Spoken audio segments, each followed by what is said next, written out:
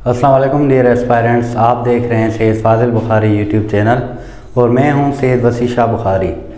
आज हम करेंगे कंजंक्शन। अभी कंजंक्शन क्या होता है, ये पार्ट्स ऑफ स्पीच जो है उसका एक अहम हिस्सा है। इसमें यह है कि जो कंजंक्शन होता है वो एक ऐसा वर्ड होता है जो दो जुमलों या दो फ्रेजेस या दो क्लाउजेस को आपस में जोड़ता हो। ठीक है, तो इसमें जो है वर्ड्स तो आपको पता है, दो कोई भी वर्ड्स हो उनको जोड़ता है। अभी फ्रेज क्या होता है, फ्रेजेस क्या होते हैं? फ्रेजेस ये होते हैं ऐसे दो तीन वर्ड जुड़े हुए जिनका ना सब्जेक्ट हो ना कोई वर्ब हो, तो ऐसे जुमलों को हम फ्रेजेस कहते हैं। For example in the garden, तो ये हमारा जो है फ्रेज है। उसके बाद क्लाउजेस क्या होते हैं? क्लाउजेस या सेंटेंसेस सेम ही होते हैं जिनमें वर्ब सब्जेक्ट होता है। सब्जेक्ट और वर्ब दोनों चीज़ें पाई जाती हैं। अभी एग्जांपल मैं आपको देता हूँ कंजंक्शन की। I love to eat burger and pizza. अभी ये भी एक वर्ड है, बर्गर भी एक वर्ड है। इन दोनों वर्ड्स को जोड़ रहा है एंड। मैं ये भी लिख सकता था I love to eat burger full stop and I love to eat pizza. तो मैंने उस सेंटेंस को दो लिखने के बजाय मैंने एक ही लिखा और उनको एंड के साथ जोड़ दिया। तो ये हमारा कंजंक्शन था और दो वर्ड्स थे। अब इसको हम देखते हैं sentences. She likes Persian cat. वो पर्शियन कैट बहुत पसंद करती है। But her husband does not. मगर उसका जो हस्बैंड है वो बिल्लियों को पसंद नहीं करता। तो मैंने इधर बट का इस्तेमाल किया है, ये भी आपका कंजंक्शन में आता है। ये भी दो जुमलों को जोड़ रहा है। अभी टाइप्स देखते हैं कंजंक्शन की कितनी हैं। कंजंक्शन की 3 टाइप्स हैं। सबसे पहली जो टाइप है कोऑर्डिनेटिंग कंजंक्शन, जो सेकंड टाइप है वो सबऑर्डिनेटिंग कंजंक्शन और जो थर्ड टाइप है वो कोरिलेटिव कंजंक्शन। इनको हम डिटेल में करते हैं, घबराने की ज़रूरत नहीं है। सबसे पहला अभी हम करते हैं कोऑर्डिनेटिंग कंजंक्शन। अभी कोऑर्डिनेटिंग कंजंक्शन क्या होता है? ये जो है कनेक्ट्स टू वर्ड्स, दो वर्ड हों, इंडिपेंडेंट क्लाउजेस, दो इंडिपेंडेंट क्लास हों। अभी आपने अगर पीछे वाले लेक्चर नहीं देखे तो उनमें मैंने बताया हुआ है कि डिपेंडेंट और इंडिपेंडेंट क्लासेस क्या होते हैं या सेंटेंसेस क्या होते हैं। हैविंग इक्वल इम्पोर्टेंस, इन दोनों की उन दोनों की जो इंडिपेंडेंट क्लासेस हैं उनकी इम्पोर्टेंस एक जैसी ही होती है। पहला जुमला और दूसरा जुमला दोनों की बराबर इक्वलेंस होती है और दोनों इम्पोर्टेंट होते हैं। अभी ये कुछ कोऑर्डिनेटिंग कंजंक्शंस हैं। फॉर हम यूज़ करते हैं एंड, नॉर, बट और येट, सो। इनको आप याद कर सकते हैं fan boys, FANBOYS, fan boys. F से आपका फॉर आ जाएगा, A से आपका एंड आ जाएगा, N से आपका नॉर आ जाता है। तो आप फैन बॉयज़ याद कर लें, आपको कोऑर्डिनेटिंग कंजंक्शन सारे याद हो जाएंगे। उसके बाद मैं आपको ये बताऊं कि जो इसका फंक्शंस हैं, जो इनके रूल्स हैं, उनमें कहीं पे कोमा लगता है, कहीं पे नहीं लगता। तो हम देखते हैं कहाँ पर कोमा नहीं लगेगा जुमले में, कहाँ पर लगेगा। जॉइनिंग टू वर्ड्स और फ्रेजेस, अगर हम दो वर्ड्स या फ्रेजेस को ज्वाइन कर रहे हैं उधर आपका कोमा इस्तेमाल नहीं होगा। फर्स्ट रूल ये है। Ali and Ahmad are brothers. Ali और अहमद जो हैं वो दोनों भाई हैं। अभी हमने एंड लगाया तो इधर हमने कोमा यूज़ नहीं किया है। अगर हाँ ज़्यादा होते अली, असद, अहमद, फिर हम कोमा लगाकर एंड फारूक आर ब्रदर्स, तो फिर हम उधर कोमा लगाते। वो एक डिफरेंट यूज़ है। आपको मेरी जो है वीडियोस हैं पंक्चुएशन पे, वो भी आप देख लेना, आपको पता लग जाएगा। You can put my book on the table और शेफ। आप मेरी किताब जो हैं टेबल पर या फिर शेफ पर रख सकते हैं। अभी ये देखें, ये आपके क्या हैं, ये मैंने आपको बता दिया कि ये फ्रेजेस हैं आपके। अभी ऑन द टेबल ये फ्रेज़ है, ऑन द शेफ ये फ्रेज़ है। इन दोनों को हमने जोड़ा है और से। यह आपका जो है कोऑर्डिनेटिंग जो है कंजंक्शन है, इससे हमने जोड़ा हुआ है, तो इसीलिए हमने कोमा का इस्तेमाल नहीं किया। अभी आते हैं रूल 2 की तरफ, जहाँ पर हम कोमा का इस्तेमाल करते हैं। जब 2 इंडिपेंडेंट क्लासेस या सेंटेंसेस हो तो उनके दरमियान हम कोमा का इस्तेमाल करते हैं, और जो आपका कोऑर्डिनेटिंग कंजंक्शन है उससे पहले हम कोमा लगाते हैं। He worked hard, comma, but he could not pass, उसने मेहनत तो बहुत की मगर पास नहीं हो सका। अब ये दोनों जो जुमले हैं दोनों अहमियत रखते हैं, ठीक है, और इनको हमने जुड़ा हुआ है कोऑर्डिनेटिंग कंजक्शन से, और उससे पहले हमने कोमा का इस्तेमाल किया हुआ है। ये सारी चीज़ें आपने ये रूल याद रखने हैं। तो अगली जो वीडियो होगी हमारी, इसकी जो दूसरी आपकी टाइप्स हैं कोऑर्डिनेटिंग कंजक्शन या दूसरे जो आपके सब ऑर्डिनेटिंग कंजक्शन और कोरिलेटिव कंजक्शन हैं, उनको भी हम करते हैं। अस्सलाम वालेकुम। जो अभी हम कंजक्शन कर रहे थे ये उसका सेकंड पार्ट है। हम पढ़ रहे थे टाइप्स ऑफ कंजक्शन। सबसे पहला टाइप था कोऑर्डिनेटिंग कंजक्शन, जो दूसरा टाइप है वो सब ऑर्डिनेटिंग कंजक्शन है।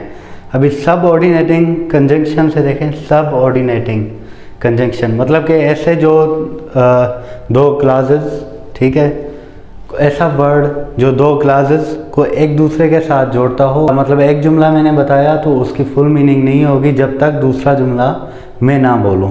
तो उनको जोड़ने के लिए जो अल्फाज यूज़ होते हैं उनको हम कहते हैं सब ऑर्डिनेटिंग कंजक्शन। इसमें ये है कि आप टाइम, कॉन्ट्रेरी कंसेशन के लिए, कंपैरिजन के लिए या कंडीशन, रीज़न, इनके लिए हम ये वर्ड इस्तेमाल करते हैं। सबसे पहला है time. After, as soon as long as, before, until, till, since, when, while या व्हेन एवर। अभी इसका मैं आपको एग्जांपल देता हूँ। It is so long since I saw her. अभी सिर्फ अगर मैं कहूँ इट इज़ सो लॉन्ग, भाई बहुत अरसा हो गया है, तो आप कहेंगे ना कि किस चीज़ में बहुत अरसा हो गया है। सिंस आई सॉ हर, जबकि मैंने उसे देखा है काफ़ी टाइम हो गया है। ये पूरा जुमला ऐसे होगा, सिंस आई सॉ हर, मुझे उसे देखे हुए बहुत सा अरसा हो गया है। तो ये पूरा सेंस तब देगा जब दोनों सेंटेंस होंगे, और उनको जोड़ने के लिए हम सिंस का इस्तेमाल किया है। तो ये आपका जो है आपका ये जो है सब ऑर्डिनेटिंग कंजंक्शन है। उसके बाद कॉन्ट्रेरी या कंसेशन के लिए, मतलब एक चीज़ दूसरे से कॉन्ट्राडिक्ट कर रही है, ख़िलाफ़ है, एक चीज़ दूसरी चीज़ से ख़िलाफ़ है, तो उनके लिए जो आपके कंजंक्शन लगते हैं अल्दो, तो, इवन तो। तो ये आपको या आप इस्तेमाल करते हैं। अल्दो का मतलब है अगरचे। अभी जुमला देखते हैं, although he has many books, अगरचे उसके पास बहुत सी किताबें हैं। ही डज़ नॉट रीड, वो पढ़ता नहीं है। उसके पास किताबें तो बहुत हैं, जो निशानी होती है पढ़ाई की, लेकिन वो पढ़ता नहीं है। तो ये देखें कॉन्ट्राडिक्ट कर रहे हैं दोनों जुमले, तो उनको जोड़ने के लिए हमने अल्दो का इस्तेमाल किया हुआ है। उसके बाद आ जाते हैं आपके कंपैरिजन के लिए, whether, when, where as much as, then, rather than. तो ये आपके कंपैरिजन के लिए यूज़ होते हैं। Example, you must decide whether you go or not, तुम डिसाइड कर लो कि तुम जाओगे या नहीं जाओगे। ये कंपैरिजन है ना, दो चीज़ों की बात हो रही, जाओगे या नहीं जाओगे।